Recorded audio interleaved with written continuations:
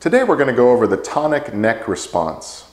And when we talk about the tonic neck response, it's also referred to as the fencing stance. It's noticed in infants as an automatic reflex. Whichever way the head is turned, then the limbs on the same side towards which the head is turned tend to extend, whereas the limbs on the opposite side tend to flex.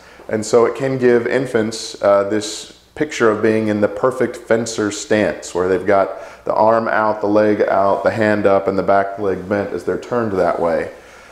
So the fencing stance is what it's called, but really that's just a euphemism because of what it reminds us of. It's really the tonic neck response. So whichever way the head is turned in infants, the limbs on the side towards which it is turned tend to extend, the limbs on the opposite side tend to flex. What scientists have discovered, though, is that this same response continues in a modified form even into adulthood with some adults. It's universal in infants. It tends to go away as they mature and grow, but it actually finds reference occasionally even into adulthood. So you've got the idea of the neck being turned to one side, the limbs on that side elongating, limbs on the other side flexing. What they found along with this, as they've studied, is that it used to be believed if you were going to get maximum force out of using a particular limb, your face had to be to the front. But what they've actually found is because of this tonic neck response, that if you'll turn your head towards the limb that you're using, you can actually exert more force.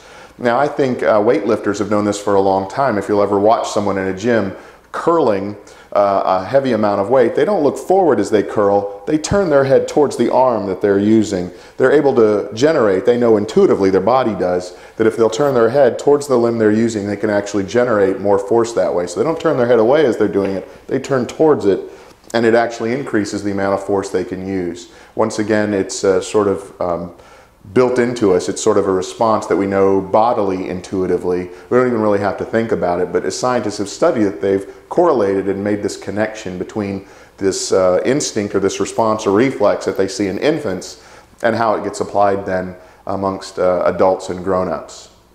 It's actually very fascinating. I encourage you to study this more, this tonic neck response, and why the body tends to work that way, that wherever the head turns, the limbs on that side extend, the limbs on the other side flex, and how that plays itself out then in grown-ups as they use more exertion and force by turning their head towards the limbs that they're using.